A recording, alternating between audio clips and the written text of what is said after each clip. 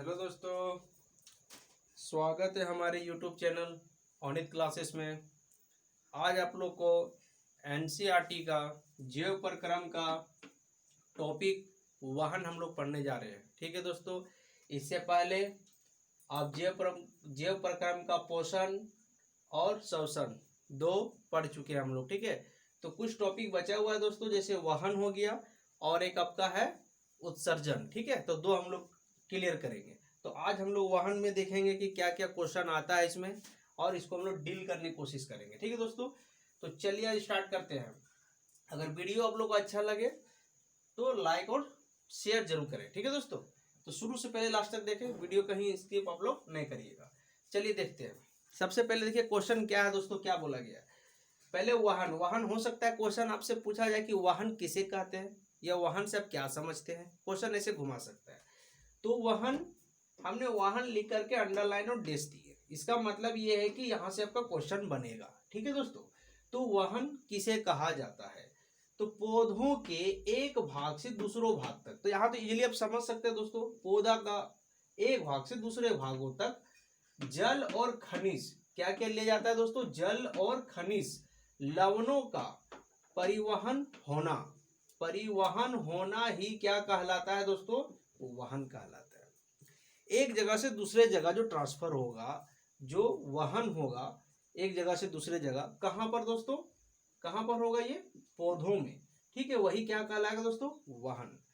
तो उम्मीद करते हैं कि आपको समझ में आ गया होगा कि वाहन किसे कहा जाता है। ठीक है दोस्तों, अब देखिए यहां पर आ गया नेक्स्ट क्वेश्चन। एक क्वेश्चन नेक्स्ट है, रुधिर, जिसको रक्त कहते हैं दोस्तों, ब्लड कहा जाता है। ठीक है, इंग्लिश में ब्लड कहते हैं इसको। रुधिर, उसी का नाम रक्त है। हो सकता है क्वेश्चन रुधिर ना देकर रक्त दे सकता है। ठीक है, तो अब देखिए यहाँ पर क्या पूछा गया है। इसमें क्या है दोस्तों, रुधिर के आगे क्या लिखा हुआ, अंडरलाइन डेश, इस यहाँ से क्वेश्चन बनेगा। रक्त एक तरल संयोजी उत्तक है। क्या है, संयोजित उत्तक है। ठीक है, रक्त को हम लोग क्या बोल सकते हैं, तरल मतलब क्या होता है, लिक्विड पार्ट में होता है दोस्तों। ये तो लिक्विड में रहता है दोस्तों, ये तो आपको भी पता है कि लिक्विड में रहता है। तो कैसा रहता है दोस्तों, लिक्विड में रहता है। ठीक है, तो उसी को तरल कहा जाता है, संयोजित उत्तक होता है। अब देखिए रुधिर का कार्य क्या है, रुधिर का कुछ ना कुछ तो काम होगा दोस्तों। तो एक यहाँ से क्वेश्चन बन सकता है कि रुधिर यानी कि रक्त का कार्य क्या है। ठीक है, तो इसका दो कार्य हमने यहाँ लिखा है। पहला क्या है दोस्तों, शरीर में ऑक्सीजन का परिवहन। रक्त का, रुधिर का क्या काम है, शरीर में क्या करता है, ऑक्सीजन को ले जाने का काम करता है। पहला परिवहन का मतलब हो गया ट्रांसफर, यहाँ वहां ले जाने का काम करता है। किसको, शरीर में, पूरा शरीर में ऑक्सीजन को ले जाने का काम कौन कर रहा है दोस्तों, रुधिर। उसी का बारे में है कि रुधिर का क्या काम है। तो पहला काम हो गया पूरे शरीर में ऑक्सीजन का परिवहन करना, ले जाना। अब है दूसरा में पोषक तत्वों का शरीर में परिवहन करना। जो पोषक तत्व हैं, जो जरूरतें चीज है, उसको क्या करते हैं दोस्तों, तत्वों का क्या करता है, शरीर में परिवहन का काम करता है, उसको भी ले जाने का काम रुधिर का ही है। क्योंकि ब्लड में बहुत सारा चीज मिक्स हुआ रहता है दोस्तों, मिला हुआ रहता है। ठीक है ना, तो उसके बारे में बाद में हम लोग डिटेल कर सकते हैं कि रुधिर के बारे में, रुधिर में क्या क्या मिक्स, उसमें क्या क्या मिला हुआ रहता है। ठीक है, अभी देखिए यहाँ पर एक क्वेश्चन बन गया है आपका कि रक्तदाब किसे कहते हैं। ये क्वेश्चन पूरा लिखा गया है। क्या है दोस्तों, रक्तदाब किसे कहते हैं, इसे किस यंत्र द्वारा मापा जाता है। मतलब रक्तदाब किसे कहते हैं और उसको किस यंत्र द्वारा मापा जाता है। देखिए इसका आंसर क्या होगा, रुधिर वाहिकाओं की भित्ति के विरुद्ध। क्या है, रुधिर का जो वाहिका है दोस्तों, वाहिकाओं की जो भित्ति है उसके विरुद्ध, मतलब उसका अपोजिट, उसका जस्ट अपोजिट जो दाब लगाता है। दाब मतलब उसमें क्या दोस्तों, प्रेशर जो लगाता है, उसे रक्त दाब कहते हैं। बहुत ही इजी है दोस्तों।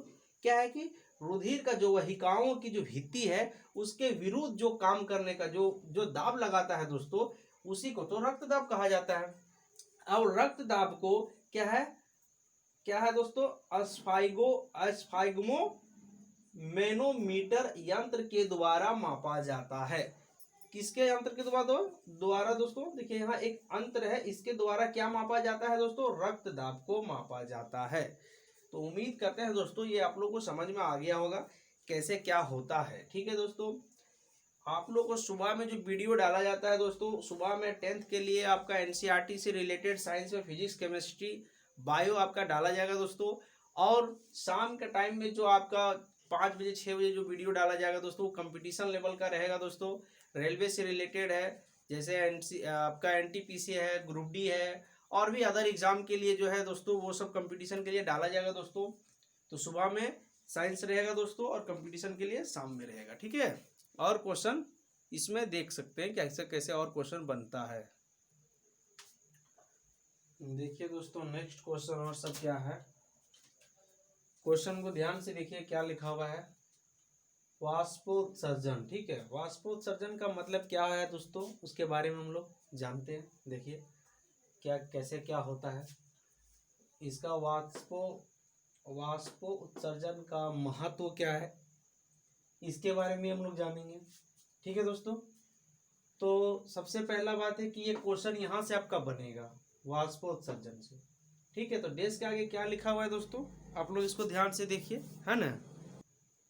तो डेस्क के आगे क्या लिखा हुआ है दोस्तों, पादप के, ठीक है। पादप पेड़ पौधा में होता है दोस्तों, जानते हैं पेड़ पौधा ही है। पादप के वायवीय भागों द्वारा वाष्प के रूप में जल की हानि, किसकी हानि होती है दोस्तों, जल की हानि वाष्पोत्सर्जन कहलाती है।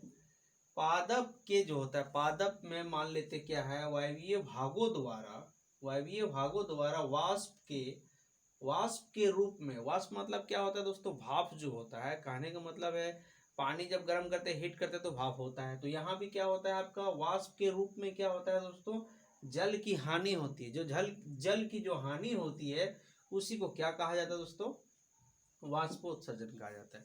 इसका महत्व क्या है इसके बारे में जानेंगे। तो पहला क्या है दोस्तों, जल के अवशोषण एवं जड़ से पत्तियों तक जल पहुंचाने में सहायक है। क्या करता है दोस्तों, वाष्पोत्सर्जन क्वेश्चन आ सकता है कि वाष्पोत्सर्जन का महत्व को लिखें, क्वेश्चन ऐसे बन सकता है। तो आप क्या लिखेंगे कि जल के अवशोषण को मतलब क्या होता है दोस्तों, खींचना, क्या होता है दोस्तों, खींचना, एवं जड़ से पत्तियों तक जल पहुंचाने में सहायक होता है। तो जड़ से, पेड़ का जो जड़ से होता है वो कहाँ तक पहुंचाने का काम करता है दोस्तों, आपका पत्तियों तक, पत्ता तक ले जाता है, ठीक है। पहला हो गया रीजन। दूसरा क्या है इसका महत्व, खनिज लवणों के ऊपरी मुखी गति में सहायक करना, ऊपरी मुखी में गति मतलब मोशन करने में, मतलब एक जगह से दूसरी जगह ले जाने में क्या करता है दोस्तों, सहायक करता है। नेक्स्ट क्वेश्चन क्या है दोस्तों, एक क्वेश्चन बना दिए कि पदार्थों में स्थानांतरण की आवश्यकता क्यों पड़ती है। किसमें दोस्तों, पदार्थों में स्थानांतरण की आवश्यकता क्यों पड़ती है। तो पहला नंबर ये है कि पौधों में पदार्थों का परिवहन बहुत आवश्यक है। पौधों में पदार्थों का परिवहन जो होता है दोस्तों, ट्रांसफर, जो एक जगह से दूसरी जगह जो जाना होता है वो बहुत ही आवश्यक होता है, क्योंकि पौधे जड़ों और पत्तों के द्वारा भोजन तैयार करते हैं। तो पौधे क्या करता है, पत्तियों के द्वारा क्या करता है दोस्तों, अपना भोजन को तैयार करते हैं। पहला नंबर में ये कहा गया। दूसरा नंबर पे क्या है कि पौधों में पत्तों के द्वारा किया गया भोजन जड़ों की ओर तथा जड़ों के द्वारा तैयार किया गया भोजन पत्तों की ओर जाना आवश्यक होता है। तब यहाँ क्या है, जड़ों के द्वारा तैयार, क्या लिखना है दोस्तों, किया गया भोजन। और यहाँ पर दोस्तों क्या तैयार किया गया है, पौधों में पत्तों के द्वारा, यहाँ लिखना है दोस्तों तैयार किया गया भोजन, यहाँ तैयार छूट गया दोस्तों। तो पत्तों में क्या, पत्तों के द्वारा भोजन बनाया जा रहा है दोस्तों और जड़ों के द्वारा। तो जो कहने का मतलब जो पत्तों के द्वारा बनाया गया है वो जड़ की तरफ जाएगा और जो जड़ के द्वारा जो किया गया है दोस्तों वो पत्ते की तरफ जाएगा, मतलब एक दूसरे के अपोजिट तरफ जाएगा। नंबर 2 में यही कहा गया। नंबर 3 में क्या है कि पौधों में भोजन परिवहन के द्वारा सभी भागों में पहुंच जाता है। कहने का मतलब परिवहन के द्वारा ही पौधों में सभी भागों में भोजन पहुंचता है और भोजन पहुंचाने का काम फ्लोएम का होता है। ठीक है दोस्तों। तो फ्लोएम के बारे में हम लोग पढ़ेंगे, जैसे फ्लोएम हो गया, जाइलम हो गया, ठीक है दोस्तों। तो फ्लोएम का क्या काम है, पूरा पौधों में क्या करता है, भोजन को पूरे पूरे संपूर्ण भाग में पहुंचाने का काम करता है। और जाइलम का क्या काम है दोस्तों, जड़ से जल को पत्तों तक ले जाने का काम करता है, ठीक है दोस्तों। तो जाइलम और फ्लोएम के बारे में पढ़ेंगे जब वो आएगा क्वेश्चन, तो ठीक है। पहले उम्मीद करते हैं कि आप लोग इस क्वेश्चन को समझ गए, इसका आंसर भी आप लोग को मिल गया, ठीक है दोस्तों।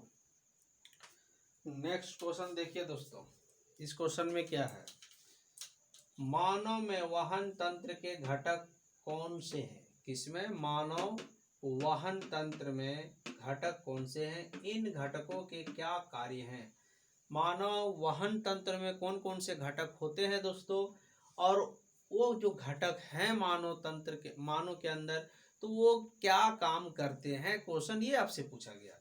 तो नंबर 1 में आप यहाँ देखिए, पहले लिखेंगे मानव के वहन तंत्र के घटक और उनके कार्य निम्नलिखित हैं। इसका इतना घटक भी है आपका और इसका अलग अलग काम भी है। क्या काम है, पहला हृदय को ले लीजिए आप।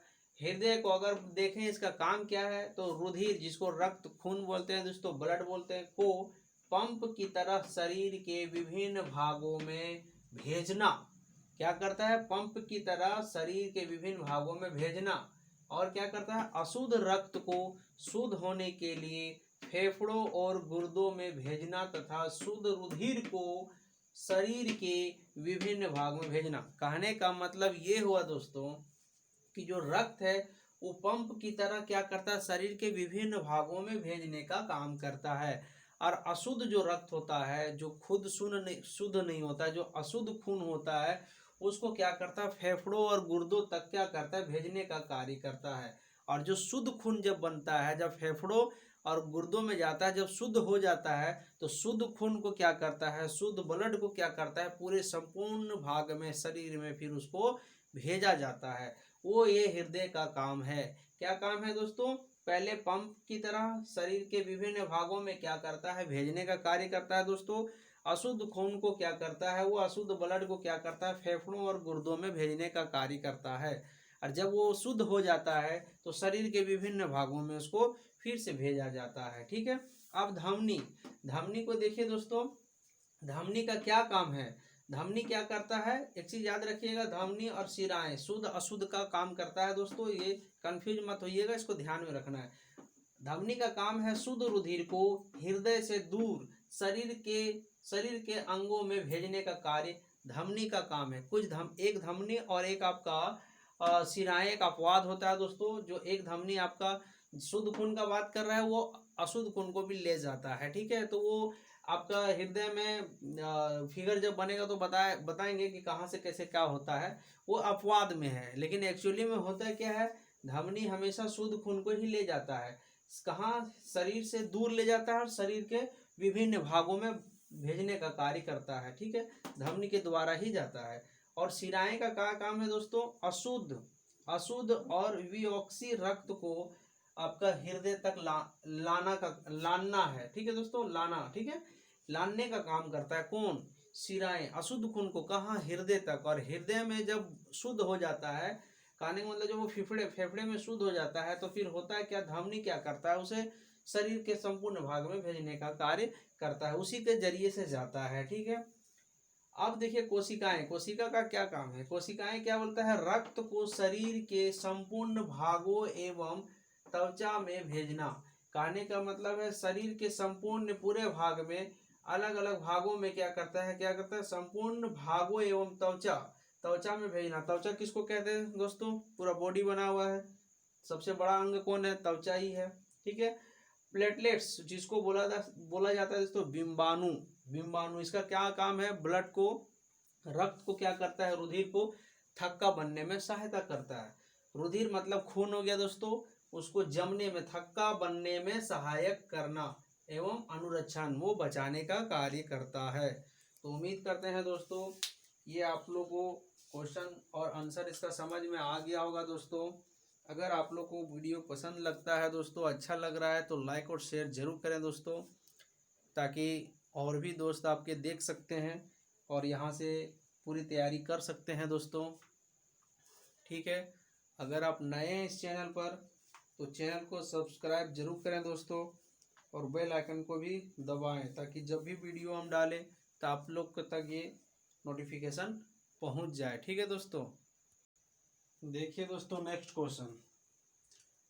क्वेश्चन में क्या है, ध्यान से देखिए क्या बोला गया क्वेश्चन में कि स्तनधारियों तथा पक्षियों में ऑक्सीजनित, क्या दोस्तों, ऑक्सीजनित, ठीक है ना, तथा विऑक्सीजनित रुधिर को अलग करना क्यों आवश्यक है।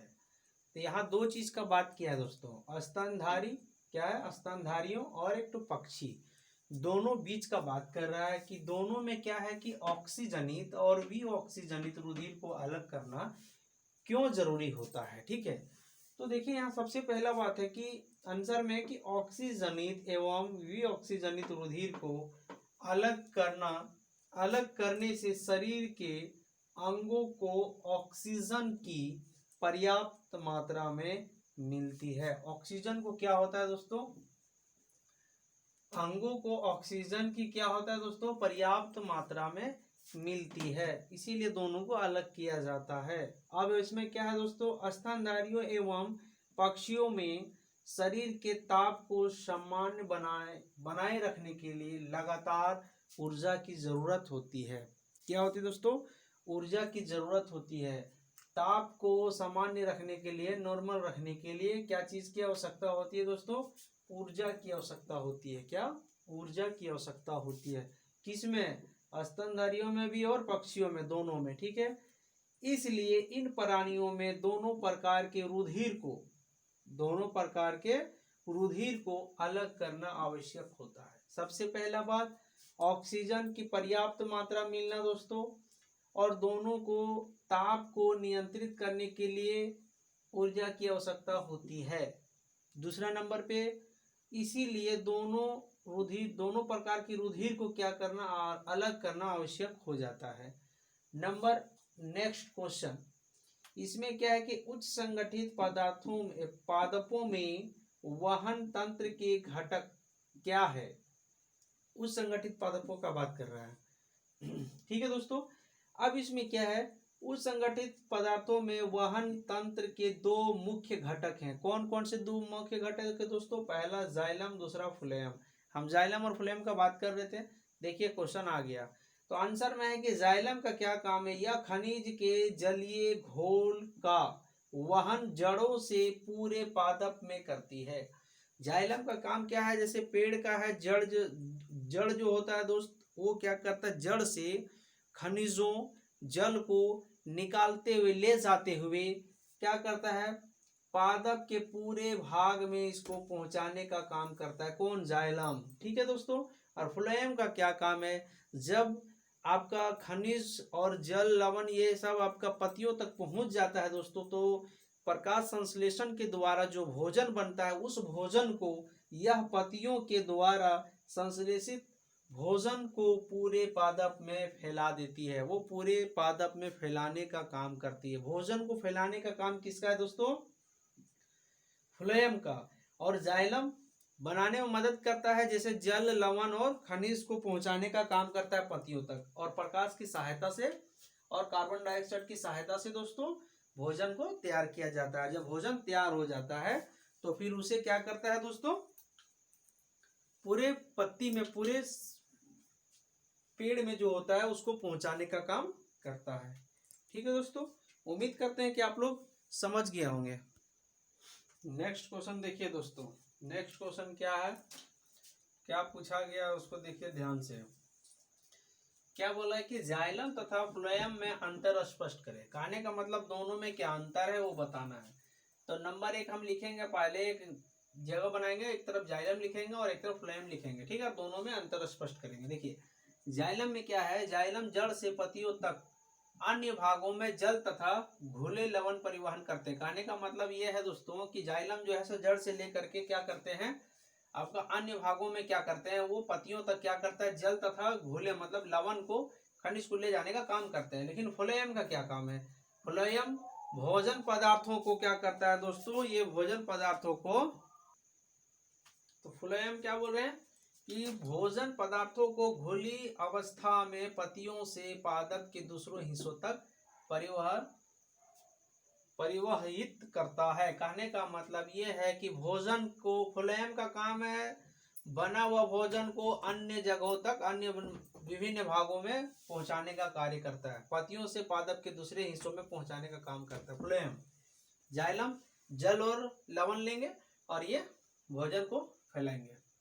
जाइलम में पदार्थों का परिवहन वाहिकों तथा वाहनियों द्वारा होता है जो मृत ऊतक है। किसके द्वारा होता है दोस्तों? वाहिकाओं तथा वाहनियों द्वारा, जो मृत ऊतक है।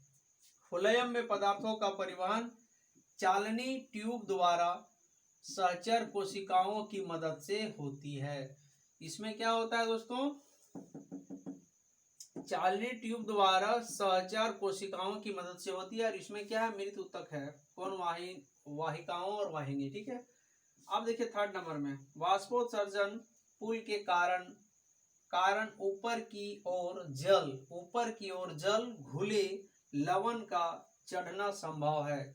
वाष्पोत्सर्जन के ही कारण ऊपर जो होता है जल और घुले हुए लवण जो होता है ऊपर चढ़ने में संभव होता है, क्योंकि जड़ से ऊपर पत्तियों तक जाएगा। यह पत्ती की कोशिकाओं से जल अणुओं के वाष्पीकरण से उत्पन्न खिंचाव के कारण होती है। किसके कारण? वाष्पीकरण के खिंचाव के कारण ऐसा संभव हो पाता है जड़ से पत्तियों तक जाने में। और इसमें क्या है दोस्तों? स्थानांतरण में पदार्थ फ्लोएम ऊतक में एटीपी ऊर्जा का इस्तेमाल करते हुए होता है। किसका उपयोग करता है दोस्तों? एटीपी ऊर्जा का इस्तेमाल करता है, इसके कारण ही ये संभव हो पाता है। यह परासरण दाब बढ़ा देता है। कौन सा दाब बढ़ाता है दोस्तों? परासरण दाब, ये इंपॉर्टेंट चीज है ना, बढ़ा देता है, जो फ्लोएम से पदार्थों को ऊतकों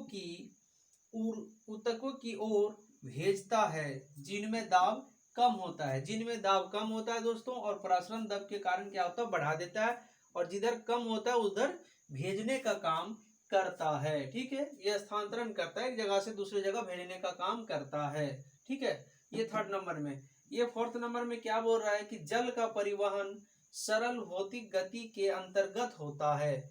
ऊर्जा खर्च नहीं होती, अतः एटीपी की आवश्यकता नहीं होती। इसमें ना ही एटीपी की आवश्यकता होती है और ना ही इसमें ऊर्जा की खपत होती है। किसमें? जाइलम में। लेकिन फ्लोएम में क्या होता है? इसमें स्थानांतरण एवं सक्रिय क्रिया है तथा इसमें ऊर्जा की आवश्यकता होती है। यह ऊर्जा एटीपी से प्राप्त होता है। इसमें ऊर्जा की आवश्यकता होती है दोस्तों, आप इसमें शॉर्ट में लिख सकते हैं कि इसमें ऊर्जा की आवश्यकता होती है, इसमें ऊर्जा की आवश्यकता नहीं होती है। तो इसमें जब ऊर्जा की आवश्यकता होगी तो ऊर्जा कहाँ से प्राप्त होता है? एटीपी से। इसमें ऊर्जा की आवश्यकता होती ही नहीं है, तो एटीपी की जरूरत इसमें पड़ती ही नहीं है। किसमें? ये फोर्थ नंबर में। ठीक है दोस्तों। तो उम्मीद करते हैं कि आप लोग वीडियो आप लोगों को पसंद आया होगा। ठीक है दोस्तों। तो अच्छा लगा है तो वीडियो लाइक और शेयर जरूर करें दोस्तों। और बाकी जो बचा हुआ क्वेश्चन है नेक्स्ट वीडियो में आप लोग को बना देंगे दोस्तों। ठीक है दोस्तों। Thank you. वीडियो अच्छा लगा तो लाइक जरूर करिएगा, आप लोग शेयर भी करिएगा।